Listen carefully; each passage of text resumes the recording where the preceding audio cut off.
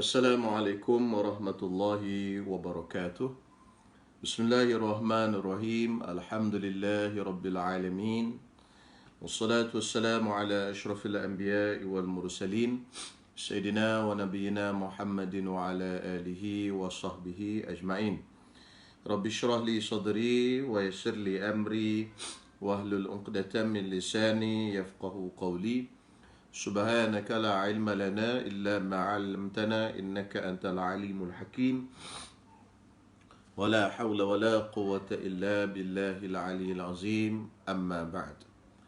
Alhamdulillah, segala puji dan syukur kita rafakkan kehadrat Allah Subhanahu wa taala pada malam ni dapat kita bertemu untuk selepas daripada hari raya ni. Jadi saya mengambil kesempatan ini mengucapkan selamat Hari Raya Aidilfitri kepada sahabat-sahabat semua yang bersama-sama dengan program kita pada malam ni. InsyaAllah walaupun Hari Raya, sebenarnya Hari Raya tu satu hari sajalah. Hari Raya tu cuma kita orang Melayu ni Raya panjang. Jadi kita ambil adat kebiasaan kita lah. Walaupun pada hakikatnya Hari Raya itu adalah satu hari sahaja. Jadi insya-Allah tuan-tuan yang dirahmati Allah Subhanahu Wa Taala, sebelum saya mulakan saya jawab salam dulu lah kepada yang menulis salam. Kak Su, Saudara Kabir Malik dan sahabat-sahabat yang lain lah. Waalaikumsalam warahmatullahi taala wabarakatuh. Insya-Allah seperti yang kita janjikan tuan-tuan semua, pada siri ini insya-Allah kalau diberi kesempatan oleh Allah Subhanahu Wa Taala, kita akan mula membaca kitab ataupun buku ini. Terbalik ke keluarkan sana? 132 langkah penyucian jiwa. 132 langkah penyucian jiwa. Okey. Ini yang kita janjikan untuk kita bahaskan ataupun kita baca. Jadi buku ni baguslah tuan-tuan semua. 132 langkah penyucian jiwa. Sebenarnya buku ini pada asalnya saya baca mukadimah dia bukanlah dikarang oleh Dr. Muhammad Said Ramadan Al-Buti. Cuma dikutip daripada ceramah-ceramah dia dan kitab-kitab dia, dibuat dengan petikan-petikan yang pendek dan diterjemahkan. Jadi ada 132 tajuk semuanya dalam ni. Setiap tajuk tu ringkas-ringkas saja tuan-tuan semua. InsyaAllah kita sama-sama kongsilah. Saya bukanlah tuan-tuan semua yang orang kata yang terbaik dan sepatutnya layak untuk mengajar benda-benda yang berkaitan dengan penyucian jiwa ni, tazkiyatun nafsi. Cuma tuan-tuan semua kita kata sambil-sambil kita kongsi, kita muzakarah. Sambil-sambil saya baca ni, saya boleh didik diri saya sendiri dan sambil-sambil kongsi dengan tuan. Jadi tuan-tuan semua, mungkin kita akan ambil masa lebih kurang setengah jam. Jadi seperti biasalah sampai ke isyak. Kita tengok dulu sama ada waktu ni sesuai atau tidak. Kalau tak sesuai, mungkin kita boleh tukar kepada lepas isyak ke apa ke. Sebab rasa macam tergesa-gesa sembahyang maghrib tu ni. Jadi kalau kita dah selesai sembahyang isyak ni, mungkin okey sikit kot. Lepas isyak pukul 9 ke. Kan? Tengoklah macam mana. Kita tengok kesesuaian masa. Jadi dalam buku ni, buku yang kita sedang tengok ni, 102 langkah penyucian jiwa, karangan Syahid Dr. Muhammad Said Ramadan Al-Buti. Dalam buku ni bagus tuan-tuan semua. Mungkin kita tak sempat habis. Kalau katalah kita tak sempat habis baca semua ni, banyak, tebal juga ni, lebih kurang 258 muka surat. Tapi kalau tak habis pun tuan-tuan semua dengan bahasa Melayu. Jadi bahasa Malaysia kita ni tuan-tuan semua boleh orang kata boleh baca lah. Boleh baca sendiri. InsyaAllah. Baik. Bagi yang dah ada buku, tuan-tuan semua, bagi yang dah ada buku, saya percaya ramai yang dah ada buku. Sebab saya iklankan daripada 2-3 hari lepas lagi. Dan saya tengok di Facebook proses pembelian buku pun agak memperansangkan. daripada kawan saya lah yang menyediakan, ada kedai buku ini, iaitu saudara Khairi. Jadi ada banyak juga lah, dia kata orang beli dengan dia. Jadi insyaAllah tuan-tuan semua, walaupun mungkin kita tak sempat baca sampai habis, tak apa tuan-tuan semua, boleh dibaca dengan sendiri. Dan ayat-ayat dia mudah je, dan kita baca pun tidak rasa macam penat sangat fikiran kita, insyaAllah. Jadi sebelum daripada kita mulakan bacaan kitab kita ini, buku kita ini, eloklah kita hadiahkan pahala Al-Fatihah. Kita hadiahkan pahala Fatihah. Yang pertama kita hadiahkan kepada Allah Yarham Al-Syahid Dr. Muhammad Said Ramadan Al-Buti, pengarang kitab kita ini. Yang kedua, kita hadiahkan pahala kepada guru saya yang paling akrab, iaitu Allah Yarham Tuan Guru Datuk Ismail Kamus, dan guru kita yang lain, guru saya yang lain yang mendidik saya daripada kecil sampailah ke waktu ini. Dan kepada sekalian muslimin muslimat, ulama-ulama, wali-wali Allah, syuhada dan salihin. Al-Fatihah. A'udzubillahi minasyaitonirrajim. Bismillahirrahmanirrahim. Alhamdulillahi rabbil alamin, ar-rahmanir rahim, maliki yaumiddin, iyyaka na'budu wa iyyaka nasta'in, ihdinas siratal mustaqim, siratal ladzina an'amta 'alaihim ghairil maghdubi 'alaihim waladdallin. Amin. Cara pembacaan kitab ni, saya akan baca, kemudian saya akan hurailah sedikit tuan-tuan semua. Kemudian bagi tuan-tuan yang ada kemuskilan masalah yang berkaitan dengan fiqh dan sebagainya, nak tanya soalan-soalan fiqh atau soalan yang lain daripada tajuk, InsyaAllah tuan-tuan boleh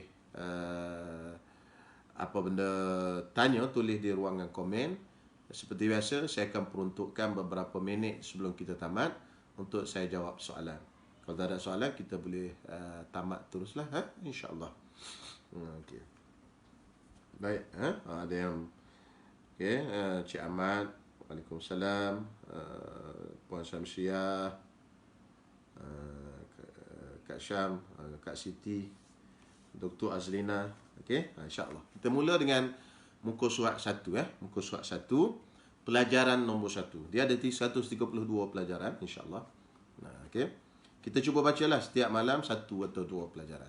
Dia pendek-pendek dia. Baik tuan-tuan semua, kita mulakan pada malam ni. Pelajaran nombor 1, tajuknya ialah kepentingan menyucikan jiwa. Menyucikan jiwa ni iaitu membersihkan jiwa kita daripada perkara-perkara ataupun sifat-sifat mazmumah. Allah Subhanahu Wa Taala menyebutkan dalam Al-Quranul Karim, qad aflaha man zakkaha wa qad khaba man dassaha. Qad aflaha, telah berjayalah, sesungguhnya berjayalah, man zakkaha, sesiapa yang menyucikan jiwanya. Yang ni rohaninya, hatinya dia sucikan daripada sifat-sifat mazmumah. Wa qad khaba man dassaha, dan telah rugilah orang-orang yang mengotorkan jiwanya dengan sifat-sifat yang mazmumah. Mahmudah, mazmumah. Jadi kewajipan kita kena takhalli. Takhalli ni maknanya buang. Takhalli bahasa Arabnya buang daripada jiwa kita ni sifat-sifat yang mazmumah, sifat-sifat yang dicela oleh syarak. Yang kedua, kita kena bawa masuk kepada dalam hati kita, dalam jiwa kita tu sifat-sifat mahmudah, sifat-sifat terpuji. Itu dia panggil tahalli, iaitu menghiaskan diri kita dengan sifat-sifat yang baik. Yang ketiga, bila kita dah pertama takhalli, yang kedua tahalli, maka barulah dapat buahnya ataupun hasilnya yang dipanggil tajalli. Tajalli iaitu kita merasakan kewujudan Allah Subhanahu Wa Taala pada setiap gerak-geri kita. Itu mudah bahasanya. Kita makan pun kita rasa ada Allah Ta'ala, bukan kita makan hilang, raib terus, seronok-seronok, makan, tak tahu ke mana. Kita minum, kita berjalan, kita buat apa. Semakin kuat ingatan kita kepada Allah, semakin dekat kita dengan Allah Subhanahu Wa Taala. Jadi nak dapat yang nombor 3 tu dulu, nombor 3 nak dapat nombor 3, dia kena mula dengan nombor 1. Nombor 1 tadi membersihkan jiwa. Jadi sebab itulah pembersihan jiwa ini penting, penting sangatlah bagi kita. Jadi itulah yang disebutkan di sini, pembersihan jiwa. Baik. Jadi kita baca tuan-tuan semua, saya baca sikit tuan-tuan semua. Ilmu lebih mudah diusahakan jika dibandingkan dengan amal. Jika anda menghafaznya ilmu, nescaya ia akan tersimpan di fikiran anda. Adalah sesuatu yang mudah untuk menyampaikan ceramah berkenaan asas-asas penyucian jiwa dan cara menumpukan hati hanya kepada Allah. Tetapi pelaksanaannya sangat sukar. Ini dia sebut dah. Oh, mudah je nak cerita bab tazkiyah ni, penyucian jiwa. Cerita ni sifat mahmudah, ini sifat mazmumah. Kan, ini tak boleh ada dalam hati kita dengki, hasad dengki, dendam, kesumat, kan, kufur nikmat dan sebagainya. Tak boleh ada dalam hati kita. Benda ini senang saja nak sebut. Hafal saja kata dia boleh sebut. Hafal saja boleh naik pentas ceramah. Hafal saja boleh buat ceramah, buat live dan sebagainya. Tetapi yang paling sulit sekali mengamalkannya. Sebab itu saya tak kata saya boleh mengamalkan benda ni tuan-tuan semua.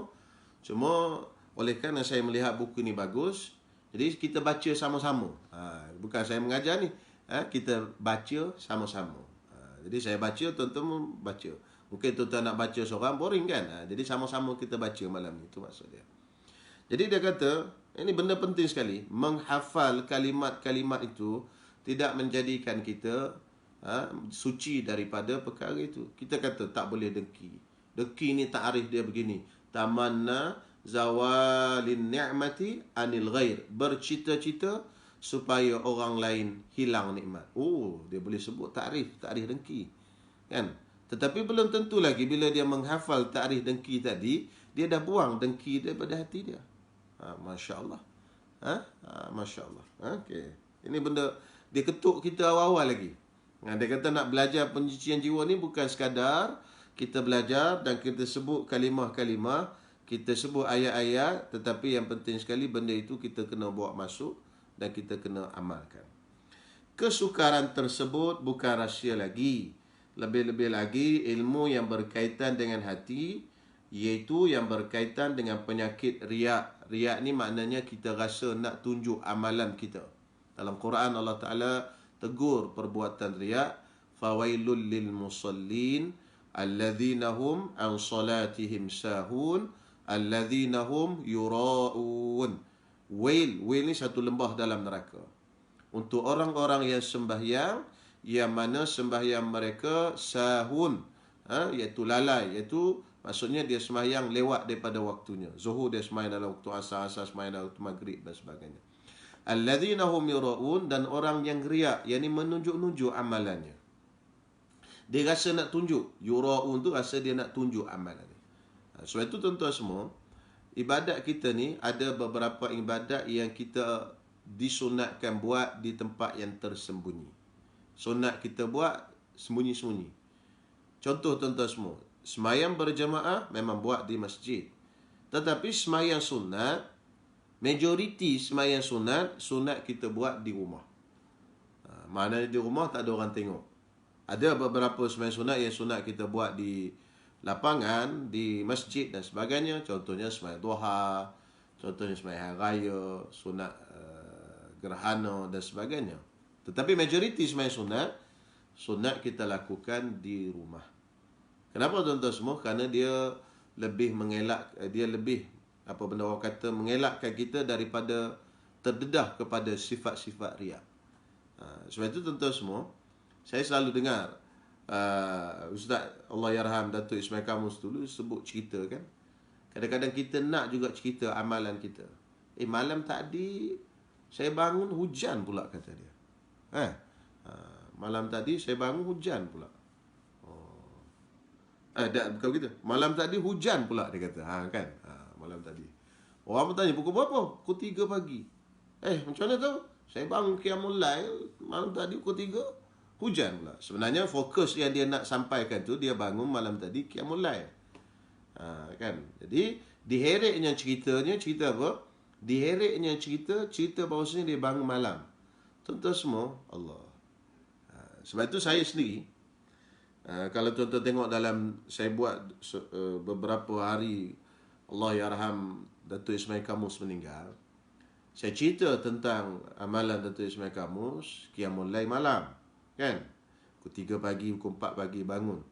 Semasa hayatnya saya, walaupun berkeliaran dalam Facebook dan sebagainya, amalan Ustaz Ismail Kamus dan sebagainya, saya tak kongsikan. Saya tak kongsikan. Kenapa? Kerana ialah Ustaz pun tak minat dikongsikan. Cuma yang orang tulis tu hasil daripada ceramah Ustaz. Ustaz tak kata saya bangun tengah malam buat gini tak. Cuma Ustaz kata buat macam ni macam ni. Jadi orang anggap itu yang dibuat oleh Ustaz. Tapi memang betul pun itu yang dibuat oleh Ustaz. Tapi setelah Allah yarham meninggal, Allah yarham kembali ke rahmatullah ini, barulah saya cerita apa yang dibuat oleh Ustaz. Jadi cerita itu pun tidak mendedahkan kepada riak, kerana Allah yarham telah berpindah ke alam baqa. Jadi itu ceritanya. Jadi riak. Dan juga ujub. Ujub ni beza antara riak dengan ujub. Ujub, kita rasa bangga dengan diri kita sendiri. Riak, kita nak tunjuk ke orang. Dia melibatkan orang lain. Ujub, kita tak melibatkan orang lain, cuma diri kita sendiri saja. Kita duduk syok sendiri. Mudah bahasa ujub ni syok sendirilah. Kita rasa, dalam Selayang ni tak ada orang yang macam aku ni. Pukul 3 dah bangun pagi-pagi ni. Duk rasa seronok seorang sendiri. Itu dia panggil ujub. Ujub ni pun dosa juga tuan-tuan semua. Sebab kita ni tuan-tuan semua, kita kena ingat, kita boleh buat amal ibadat dan sebagainya ni bukan kerana diri kita. Kerana Allah Subhanahu Wa Taala yang beri nikmat, yang boleh kita bangun pagi, yang boleh kita baca Quran, yang boleh kita baca zikir dan sebagainya. Buat apa kita nak rasa ujub? Buat apa kita nak rasa kita ni yang terbaik dan sebagainya? Kerana bukan semua itu datang daripada kita. Itu adalah dengan kehendak Allah Subhanahu Wa Taala. So itu kita kata, la haula wa la quwwata illa billahil aliyil azim.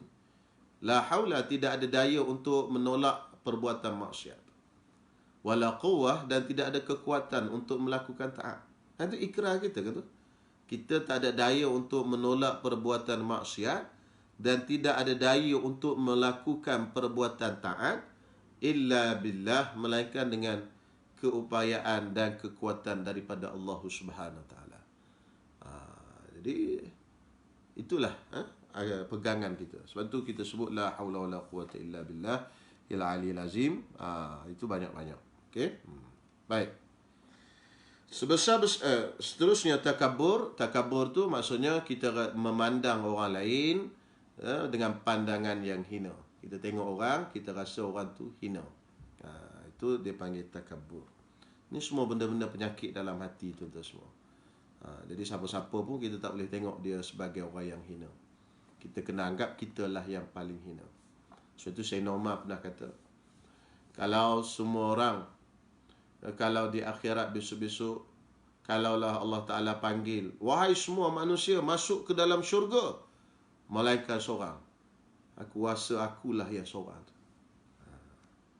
Itu Sayyidina Umar kata. Kalau Allah Ta'ala kata, wahai semua manusia masuk ke dalam syurga, malaikat seorang, kata Sayyidina Umar, aku rasa akulah yang seorang tadi. Sebab apa? Sebab dia tidak rasa dia mulia. Walaupun tiket syurga dah ada, Sayyidina Umar ni dijamin syurga. Dan perangai-perangai yang tercela yang lain. Demikian juga usaha untuk sampai kepada sifat wara'. Wara' ni apa benda? Wara' ni ialah kita menjauhkan perkara-perkara yang syubhat dan haram. Syubhat pun kita tinggal, haram pun kita tinggal. Itu makna wara'. Bukan wara' ni berjalan bongkok. Bukan wara' ni jalan tak tengok orang. Kadang-kadang jalan bongkok, jalan tak tengok orang, tetapi benda haram dialah yang paling kuat makannya. Benda haram dialah yang paling kuat ambilnya. Ini tak jadi. Yang nak wara' ni walaupun dia berjalan, kan orang main gym dia berjalan, dia dada dia terbuka kan. Kawan-kawan saya dia main gym yang tengok live ni pun kan. Jadi dada dia terkepak lah pasal dia duk angkat benda berat selalu. Itu tak ada masalah, dia jalan lah macam mana pun tak ada masalah. Tapi yang penting dalam hati dia tu ada sifat wara'. Dalam hati dia tu tidak ada sifat takabur. Kan? Bukan warak tu kena tidak semestinya begitu. Tidak semestinya begitu. Baik, zuhud dan ikhlas mata-mata kerana Allah. InsyaAllah kita akan ceritalah benda-benda ini di belakang nanti. Cuma saya baca dulu sepintah lalu. Sebesar-besar bukti bahawa ia adalah perkara yang paling sukar, ialah sesungguhnya kebanyakan manusia diuji dengan perkara ini. Sebagai contoh, ramai yang menunaikan solat dengan kemas, tersusun rapi, penuh tertib lagi berkualiti, tetapi jika anda memasuki hati mereka, anda akan dapati bahawa ia dipenuhi dengan kelalaian. Itu tanda bahawa senyum menyucikan hati ini benda paling payah. Ramai orang boleh semayang, ramai orang boleh buat ibadat, baca Quran, berzikir dan sebagainya. Dia bawa sini contoh semayang. Ramai orang boleh semayang, tak nak. Kan? Walaupun kita kata ramai yang tak semayang, tetapi ramai yang boleh semayang. Tetapi kata dia, tetapi kalau kita masuk dalam hati dia, kita tengok dalam hati dia, kita akan nampak macam-macam dalam hati dia. Sebab apa? Sebab benda ni payah. Benda penyucian jiwa ni payah. Nak cucikan benda itulah. Sebab tu antara tugas utama Nabi SAW ialah menyucikan jiwa. Wa yuzakkihim wa yu'allimuhumul kitaba wal hikmah. Nabi itu antara tugas dia ialah yuzakki, membersihkan jiwa mereka. Baik. Susah tuan-tuan semua. Kita semayang ni kadang-kadang bau Allahu Akbar. Saya ialah bila dah meninggal, Allah yarham Datuk Ismail Kamil ni, banyak kata-kata dia datang balik. Masa duk ada tu kadang-kadang tak datang tuan-tuan semua. Ini yang satu. Orang kata rahmat lah. Rahmat di sebalik musibah. Jadi tuan-tuan bila meninggal ni banyak kadang-kadang kalau kata-kata dia tu jadi macam masuk datang. Kan? Jadi apa benda? Kata ustaz, bila kita nak semayang, nak buat apa ibadat, nak semayang khususnya, kita selesaikan dulu semua benda. Selesai dulu. Kalau rasa ada kain tak angkat, pergi angkat dulu kain. Kalau nampak nak hujan, angkat dulu kain. Jangan kita nampak gelap, kita pun semayang. Allahu Akbar. Tiba-tiba tengah semayang, turun hujan, kena kain pula. Allah, basah kain aku. Basah, habis kata dia. Jadi itu menyebabkan kita tak khusyuk. Pula kalau semayang tu semayang fardu, kita tak boleh nak berhenti tengah jalan. Kita kena teruskan sampai habis. Tak boleh berhenti semayang fardu. Ibadat fardu ain, mana-mana ibadat fardu ain, semayang puasa ke, semayang ke, yang fardu ain, tak boleh berhenti tengah jalan. Jadi kita dah terganggu dah. Sebab tu kalau perut lapar, makan dulu. Nabi SAW suruh makan dulu. Kalau ada apa-apa saja yang boleh mengganggukan semayang kita, selesaikan dulu benda itu, baru kita semayang. Sebab itu Allah Ta'ala bagi waktu semayang ni luas. Kalau kita belajar dalam fiqah, waktu semayang ni dia panggil wajib muwassa', wajib yang luas. Maknanya waktu dia luas. Kalau zuhur tu daripada 1.5, katakan 1.5 sampai ke 4.5, panjang waktu dia. Maknanya kita boleh selesai. Kalau rasa mengantuk, tidur dulu sekejap. Sebab apa? Sebab matlamat utama semayang tu ialah khusyuk, itu penting. Jangan kita kata tengah-tengah mengantuk pun kita semayang. Tak apa, tidur dulu. Cuma kalau dah waktu dekat-dekat nak habis, katalah asar tu habis, zuhur tu habis 4.5, zuhur habis 4.5, 4.20 kita mengantuk, kita nak tidur, itu tak boleh lah. Sebab membawa kepada semayang kita tu keluar daripada waktu. Cuma katalah sekarang ni kita mengantuk pukul 2, boleh tidur dulu, tak ada masalah, tidur dulu. Dah hilang mengantuk nanti bangun pukul 3, bangun semayang dalam keadaan tenang, tak ada mengantuk, tak ada apa. Ini kira mengantuk betul-betul lah. Kalau mengantuk baru setakat sikit-sikit tu, itu semayang lah. Ini jadi mengantuk betul lah. Hal demikian kerana proses pengindahan diri, dalam bahasa Arab dia panggil tahalli yang saya sebut tadi, dengan penampilan Islam adalah mudah. Tetapi proses pembebasan diri, tahalli. Tahalli ni kalau kita eja bahasa Arab, tahalam ya. Tahalli. Tapi sebelum tahalli tu dia takhalli. Takhalam ya. Jadi beza titik je. Titik kha, titik yang tahalli ni tak ada titik. Kemudian tajalli. yang saya sebut di awal kuliah tadi, tajalli, merasakan kewujudan Allah Ta'ala di setiap gerak-geri kita itu beza titiknya turun kat bawah, jim. Mula-mula titiknya di atas jadi kha, takhalli. Kemudian titiknya tak ada, tahalli. Kemudian titiknya duduk di bawah, tajalli. Ejanya, rumahnya sama saja. Tu takhalli, buang benda kotor. Tajalli, tahalli, hiaskan hati kita dengan sifat-sifat terpuji. Kemudian tajalli, merasakan kewujudan Allah pada setiap gerak-geri kita. Tajalli. Tuan-tuan semua, kita yakin Allah Ta'ala ada. Itu dipanggil akidah. Akidah tu semua orang Islam ada. Tuan-tuan yang dengar ni percaya Allah Ta'ala ada. Percaya dan yakin Allah Ta'ala ada. Tetapi adakah kita ingat setiap waktu Allah Ta'ala ada tu? Ingat banyak tak banyak itu, itulah yang membezakan seorang Islam yang lain dengan Islam yang lain. Yang yakin Allah Ta'ala ada itu menjadikan kita Islam. Kalau tak yakin Allah Ta'ala ada, itu orang kafir. Dia yakin berhala dan sebagainya. Bila dia yakin Allah Ta'ala itu ada, itu orang Islam.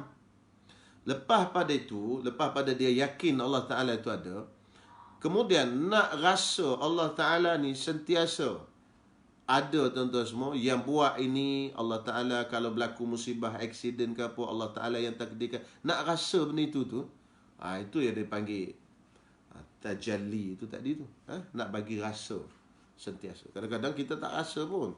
Kan, berlaku musibah, mengamuk dulu. Mengamuk. Dah 2-3 hari baru terasa Allah Ta'ala yang buat tu. Nasib baiklah terasa juga. Ada yang tak rasa langsung. Tapi yang dia naknya betul-betul, mula-mula berlaku musibah tu, rasa ini datang daripada Allah Ta'ala. Relax. Itulah. Payah. Okay, payah. Kemudian yang terakhir, insyaAllah, Allah Subhanahu Wa Ta'ala akan menghisap kita seperti yang telah disampaikan oleh Nabi SAW dalam sepotong hadis. Inna Allah la yanzuru ila ajsadikum wala ila suwarikum walakin yanzuru ila kulubikum. Sesungguhnya Allah tidak melihat kepada bentuk tubuh dan rupa luaran kamu. Allah Ta'ala tak tengok kita, bentuk tubuh luar kita ini dan rupa kita tak dinilai sama ada kita kacak ke tak kacak, putih ke hitam, bangsawan ke tak bangsawan, keturunan ulama, keturunan orang biasa. Semua itu tidak dinilai oleh Allah Ta'ala. Walakin yanzuru ila kulubikum. Tetapi Allah Subhanahu Wa Ta'ala melihat kepada hati kamu. Hati kita lah yang tempat pandangan utama Allah Subhanahu Wa Ta'ala. Tetapi sebahagian orang ambil hadis ini, dia salah tafsir. Dia tafsir apa? Allah Ta'ala tak tengok luaran kita, semayang kita, puasa kita, zakat kita, haji kita, zikir kita, baca Quran kita. Yang Allah Ta'ala tengok ialah hati kita. Yang penting amalan hati. Ini salah ni. Ini jadi batiniyah dia panggil. Mazhab batiniyah. Batiniyah makna apa? Maknanya yang luaran itu tak pedulilah. Apa buat pun tak apa. Yang penting hati itu betul. Ini sesat juga. Bukan gitu tafsir hadis ni. Maksudnya, luaran kita, rupa paras kita, bangsa kita, keturunan kita, semua itu tidak dinilai oleh Allah Ta'ala. Tetapi apa yang dinilai oleh Allah Ta'ala, apa yang kita letakkan dalam hati kita, apa benda iman, kan, ikhlas, syukur, sifat-sifat yang elok yang ada dalam hati kita, itulah tempat yang paling utama yang dipandang oleh Allah Subhanahu Wa Ta'ala. Baik, hadis itu riwayat Imam Muslim. InsyaAllah tuan-tuan semua, ini pengenalan untuk yang malam ni, pelajaran yang pertama. Jadi kesimpulan daripada pelajaran pertama ini apa benda? Penyucian jiwa adalah suatu benda penting. Dan juga yang kedua, penyucian jiwa ni suatu benda yang susah nak dibuat. Perlu kepada bimbingan, perlu kepada kita bersama dengan orang-orang yang suci jiwanya. Yang istilah tasawuf dia panggil suhbah. Suhbah itu bersama dengan orang-orang alim, orang-orang soleh yang mana jiwa mereka ni bersih. Jadi bagi sahabat-sahabat yang direzekikan oleh Allah Subhanahu Wa Ta'ala berdamping dengan para ulama, duduk dengan para ulama, meniru akhlak mereka dan sebagainya, kan, ini satu rezeki daripada Allah Subhanahu Wa Ta'ala. Kan, ramai yang menonton live saya ni sebagai besarnya daripada anak murid Allahyarham Ustaz Ismail Kamus, bersama pergi ke kuliah dan sebagainya. Ni dia panggil suhbah. Sebab akhlak ni, perangai ni, dia tak boleh kita ambil daripada buku saja, daripada manusia. Dia perlu ambil daripada manusia. Sebagaimana Quran tak boleh belajar pada buku. Tuan-tuan, anak kita bagi Iqra, baca, dia tak boleh baca. Mesti ada orang sampaikan abata, ta'aba, itu. Macam tu tuan-tuan semua. Mesti ada orang yang sampaikan. Begitu juga dengan akhlak dan perangai baik ini, mesti melalui dengan manusia. Jadi rezeki Allah Ta'ala bagi kepada kita, dapat bersuhbah, dapat bersama dengan orang-orang yang baik, itu adalah satu rezeki daripada Allah Subhanahu Wa Ta'ala. Dengan itu kita boleh meniru akhlak mereka. Okey, insya-Allah. Dan semua benda itu akan disebutkan. Kenapa penting kita bersama dengan orang soleh dan sebagainya, ada di belakang nanti ya, insya-Allah. Jadi isyak pun dah masuk. InsyaAllah setakat itu dulu. Malam besok kita sambung pelajaran kedua. InsyaAllah lebih kurang setengah jam lah satu malam. Cukup lah. Tak payah panjang-panjang tuan-tuan semua. Benda-benda ni saya pun cuma baca je. Baca kongsi dengan tuan-tuan semua. Jadi pelajaran kedua malam besok kita akan lihat usaha menuju Allah dan mereka yang terpilih menerima hidayah. Usaha menuju Allah dan mereka yang terpilih untuk menerima hidayah. Jadi besok juga kita akan lihat bagaimana Syekh Ramadan Al-Buti memberikan kepada kita satu doa yang elok kita baca untuk supaya Allah Ta'ala memilih kita.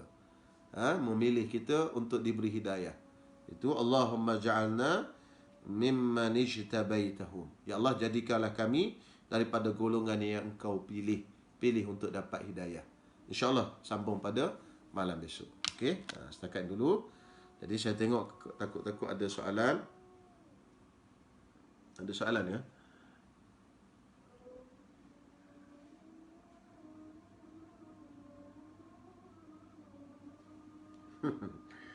Okey. Sekarang ni ada satu soalan. Sekarang ni saya belajar di Mesir.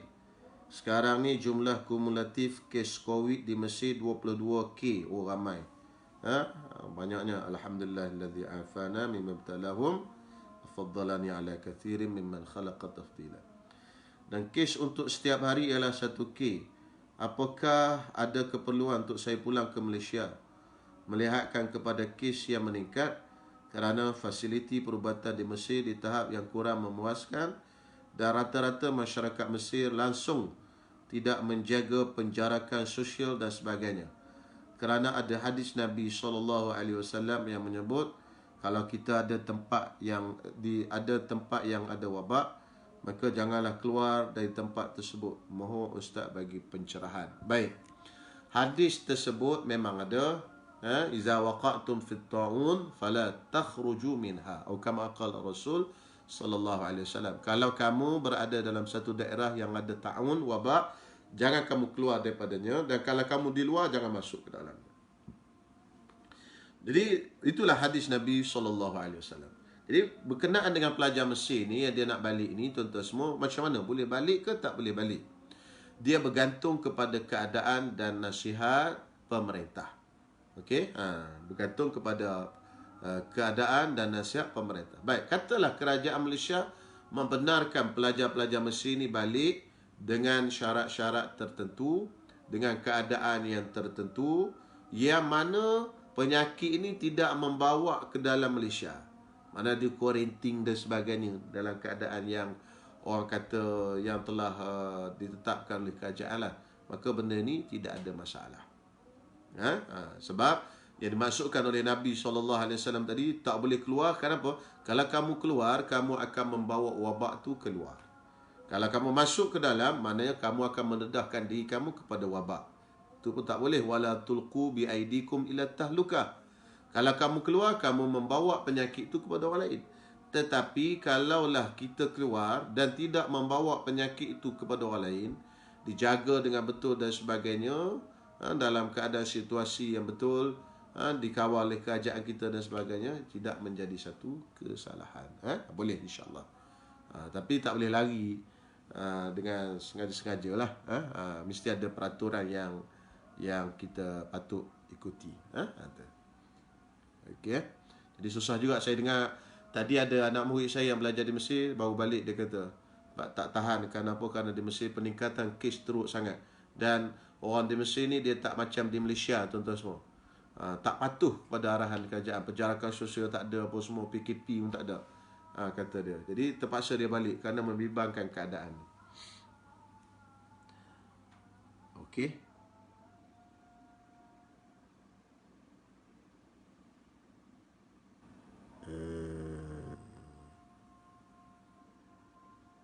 Okey. InsyaAllah tuan-tuan semua, tak ada dah soalan. Itu saja. Ada komen-komen saudara kawan-kawan kita yang memberi maklumat-maklumat tambahan tu di komen tu, tuan-tuan boleh lihat lah, insyaAllah. Sekian, saya ingat kita sambung malam esok Okey, waktu yang sama. Kalau saya rasa tak boleh nak teruskan waktu macam ni 8 hingga 8.30 ni, saya akan maklumkan di page ni jugalah perubahan waktu, insyaAllah. Bismillahirrahmanirrahim. Alhamdulillahirabbil alamin, wassalatu wassalamu ala asyrafil anbiya'i wal mursalin wa ala alihi wa sahbihi ajmain. Allahumma rabbana anfa'na bima 'allamtana, rabbana 'allimna ma yanfa'una, rabbana faqihna faqih ahlana wa qarabatin lana fi dinina.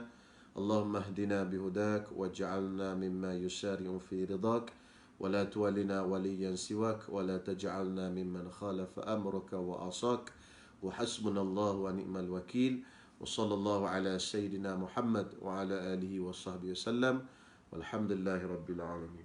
Assalamualaikum warahmatullahi wabarakatuh.